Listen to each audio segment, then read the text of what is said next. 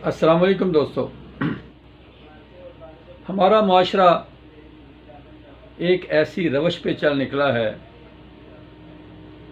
जिसे पंजाबी में कन्ना दा कच्चा होना। जो बात सुनी उसको अपना लिया। अच्छा, उसकी हमने हकीकत नहीं देखनी, हमने उसके फ़वायद और नुकसानात नहीं देखने। आप अपने इर्द गिर्द देखें, आपको सैकड़ों लोग ऐसे मिलेंगे जो महज दूसरों को कॉपी करके, दूसरों की बराबरी करके, पंजाबी कहते हैं रीस करके अपने आप का नुकसान कर रहे हैं। आजकल बल्कि पिछले कुछ अरसे से सोशल मीडिया पे, प्रिंट मीडिया पे, इलेक्ट्रॉनिक्स मीडिया पे एक मोरिंगा कैंपेन चल रही है और इतनी शद्दोमत से चल रही है कि लोग सरगर्दा हैं कि कहीं से उनको मोरिंगा मिल जाए। मोरिंगा सुहांजना ये वो दरख्त है जो कि सदियों से तिब्बे कदीम में बतौर दवा इस्तेमाल होता आ रहा है।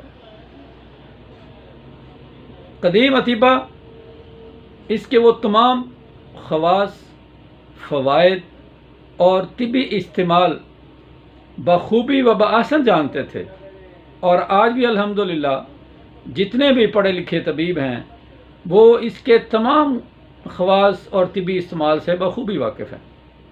लेकिन क्या कहिए इस प्रोपेगेशन को कि हमारे वेस्टर्न कंट्रीज़ जब किसी भी चीज़ पे अपनी मोहर लगा देते हैं तो हम लोग इस कदर ज़हनी ग़ुलाम हैं कि हम उसके पीछे आंखें बंद करके चल पड़ते हैं। इस तरह आंखें बंद करके जिस तरह भेड़ चाल, हमारे यहाँ अक्सर हमारे बुज़ुर्ग कहा करते हैं कि ये जी भेड़ चाल क्या है कि अगर भेड़ों का एक रेवड़ जा रहा हो और अगर एक जो सबसे पहले वाली भेड़ है वो किसी कुएं में, किसी तालाब में या किसी भी जगह पे अगर गिर जाती है तो बाकी भेड़ें ये नहीं सोचेंगी कि ये गिर गई है, बल्कि वो उसकी पैरवी करते हुए वो भी उसके पीछे छलांगे लगा देंगी।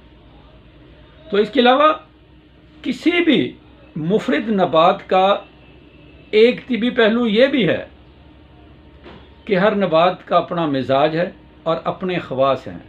जिस तरह इंसान जो हैं वो मुख्तलिफ़ मिजाजों के होते हैं, किसी आदमी का सुफरावी मिजाज है, किसी का सौदावी है, किसी का बलगमी है, इसी तरह अद्वियात जो हैं वो भी इन्हीं मिजाजों की हामिल होती हैं और इलाज बिल ज़िद के उसूल के तहत जो गर्म मिजाज वाले हैं उन्हें सर्द मिजाज की चीज़ें दी जाती हैं, जो सर्द मिजाज वाले हैं उनको गर्म मिजाज की चीज़ें दी जाती हैं।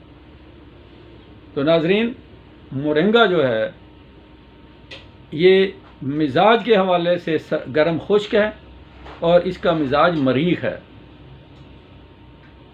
ये एक ऐसी दवा है जिसके इस्तेमाल से जिस्म की अंदरूनी जो सोजिशें होती हैं, वर्म होता है, जो आज़ा है जैसे लिवर का वर्म है, तिली का वर्म है, आपकी अंतरियों में खुदा न खासा सोजिश है, आपके गुर्दों में सोजिश है, अगर इसका मुनासिब और किसी मुस्तनद मालिज के मशवरे से इसकी तरकीब इस्तेमाल बताई हुई के मुताबिक अगर इसके इस्तेमाल किया जाए तो इससे आप इस्तेफ़ादा कर सकते हैं। ये जो अन्य वह है ना कि जो चीज़ हाथ में आई, सुना जी ये कर रहा है, बस उसको शुरू कर दिया, तो दोस्तों इसका नुकसान है, इसका फ़ायदा नहीं है। दाना कहते हैं कि कहीं एक गांव में, गांव के चौधरी का जो एक बेटा है वो दरख्त के ऊपर चढ़ गया और बहुत बुलंदी पे चला गया। अब बच्चा था, वो ऊपर तो चढ़ गया लेकिन जब नीचे नज़र मारता उसे खौफ आता था, उसने चीखना चिल्लाना शुरू कर दिया। तो इस दौरान लोग इकट्ठे हो गए, चौधरी साहब को भी पता चला तो सब सर जोड़ के बैठ गया कि अब इसको नीचे कैसे उतारे।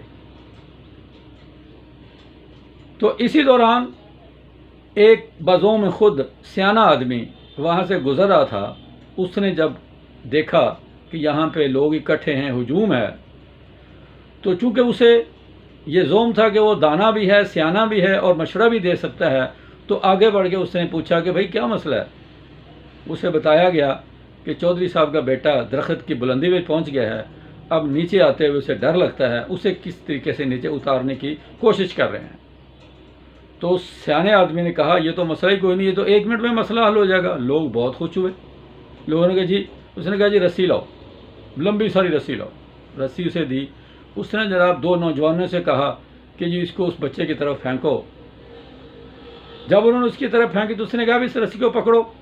अब उसने उस रस्सी को पकड़ लिया और कहा कि इसको अपनी कमर से कस के बांध लो। जब उसने बांध लिया तो नौजवान से कहता नीचे खींचो। अब उन्होंने जब झटका लगाया, वो लड़का 1 मिनट में नीचे आ गया, सेकंड भी नहीं लगा। अब वो नीचे आया तो लामहल्ला उसकी हड्डी पसली टूट गई। तो जब लोगों ने यह देखा तो उस दाना आदमी को पकड़ के उसकी चितरौल शुरू कर दी। अब उस बेचारे ने शोर डाल के कहा भाई बात तो सुनो, मेरी बात सुन लें, जो मर्जी कर लेना। उसने कहा भाई अभी पिछले हफ्ते हमारे गांव में एक लड़का कुएं में गिरा था, हमने इसी तरह रस्सी डाल के निकाला। तो दोस्तों ये बात बताने का मकसद ये है कि हर मसले का हल एक ही तरीके से, एक ही तर्ज पे नहीं होता।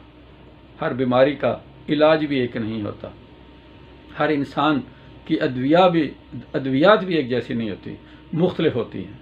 जिस तरह हमारे खाने पीने के शौक़ मुख्तलिफ हैं, हमारे मिजाज मुख्तलिफ हैं, हमारी आदत मुख्तलिफ हैं, इसी तरह हमारे जिस्म की ज़रूरियात भी मुख्तलिफ हैं। तो दोस्तों हम मोरिंगा के बारे में बात कर रहे थे। सुहांजना जो है ये एक आम और हर जगह पे, लाहौर में ये सड़कों में जा पाया जाता है, लेकिन क्या किया जाए लोगों को पता ही नहीं है। लोग मारे फिर रहे हैं जी, मोरिंगा कैप्सूल, मोरिंगा पाउडर। अरे भाई आपके घरों के बाहर, आपके घरों के अंदर ये पौधा लगा हुआ है, कहीं जाने की ज़रूरत नहीं है। इसके फूल हैं, उनको पानी में उबालें और उसका पानी निकाल कर उसमें कीमा डाल के इसको बतौर सालन इस्तेमाल करें। आपको कमर दर्द का मसला ख़त्म हो जाएगा, आपके जोड़ों के दर्द का मसला वो ख़त्म हो जाएगा। अगर आपके खुदा न खास्ता बलगम की वजह से आपकी सांस की नालियों में तंगी है, आपको ज़्यादा दमे का मसला है, आपको बलगम का मसला है, आपको उससे साफ हो जाएगा। अब ये साल में 2-3 बार फूल आते हैं इस पर, और उन फूलों के बाद इसकी फलियाँ होती हैं, वो भी बतौर सालन इस्तेमाल होती हैं। और इसी सुहांजने की जड़ें जो होती हैं उनका अचार इस्तेमाल किया जाता है, और उनके अचार के इतने फ़वायद हैं कि आप सोच भी नहीं सकते। उन मूलियों को आप काटें और उनको आप घी में तल लें। अगर आपके पास घी मैसर नहीं है तो सरसों के तेल में उनको अच्छे तरीके से फ्राई करके उनमें हल्का सा सिरका डाल के रख लें। उसे आप बतौर सालन इस्तेमाल करें, बतौर अचार इस्तेमाल करें, तो इंशाअल्लाह इससे फालज के मरीज़ और लकवे के मरीज़ जो हैं उनको भी फ़ायदा होता है। लेकिन इस तमाम जो हमने ये बात की है, इसमें सबसे अहम इसका पहलू ये है, आपने देखना ये है कि सुहांजना जो है ये फ़ायदा देगा तो बलगमी मिजाज वालों को, जिनका मिजाज होगा सर्द तर। ये गर्म मिजाज वालों को नुकसान देगा। ये सुफरा को बढ़ाता है। जब आपके जिस्म में सुफरा बढ़ेगा, जिसे हम बिलोरूबन कहते हैं, खुदा न खासा आपको यरकान होने का ख़तरा भी हो सकता है, आपके लिवर के सुकड़ने का मसला भी हो सकता है, आपके तिली सुकड़ सकती है। क्योंकि जब आप किसी चीज़ को उसकी ज़रूरत से ज़्यादा गर्मी पहुंचाएंगे तो लामहल्ला उसको नुकसान होगा।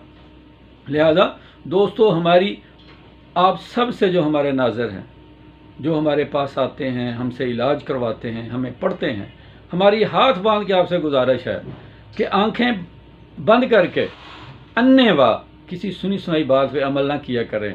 ये आपके लिए नुकसानदेह भी हो सकती है। और हम ये वसूख से कहते हैं कि हमारे मुआशरे में असल बीमारियों की वजह ये अन्नेवा चीज़ों का इस्तेमाल है। ये जो हम दूसरों की पैरवी करते हैं, ये जो हम समझते हैं कि जनाब मुझे एक चीज़ ने फ़ायदा कर दिया, तू भी ले, ये कर वो कर, ये सब नुकसानदेह है। आप अपने मिजाज और अपनी बदनी ज़रूरत के तहत ये चीज़ इस्तेमाल करें। और एक और बात याद रखें, जो लोग ये प्रोपेगेंडा करते हैं ना कि देसी चीज़ों का कोई साइड इफ़ेक्ट नहीं होता, ये दुनिया का सबसे बड़ा झूठ है। वो इसलिए झूठ है कि भाई मियाँ अगर हम पानी के 2 घूंट ज़रूरत से ज़्यादा पी लें तो आपका मैदा भारी हो जाता है, तबीयत में मकदरपन आ जाता है। आप थोड़ा सा खाना ज़्यादा खा लें तो फिर फंकियाँ ढूंढते फिरते हैं कि यार मुझे डकार नहीं आ रहा। तो भाई जो रोज़मर्रा खाने वाली चीज़ें हैं, अगर उनके ज़्यादा खाने से, ओवरडोज होने से, ओवर ईट करने से अगर आपकी तबीयत में ख़राबी पैदा हो सकती है, तो एक वो चीज़ जो टोटली मेडिकेशन है, जो एक फार्मूलेशन है, अगर आप उसका ज़्यादा इस्तेमाल करेंगे या गैर ज़रूरी इस्तेमाल करेंगे तो ये कैसे हो सकता है उसका नुकसान ना हो। दोस्तों, इन चीज़ों को जानकर अपनी सेहत की हिफाजत कीजिए। ये ज़रूरी नहीं कि आपको भी उस चीज़ की ज़रूरत है जो मैं इस्तेमाल कर रहा हूँ, या जो आप इस्तेमाल कर रहे हैं वो मेरी ज़रूरत है, ये हरगिज़ नहीं है। आज की ये वीडियो आपको कैसी लगी, इस पर कमेंट ज़रूर कीजिएगा, दोस्तों के शेयर भी कीजिएगा।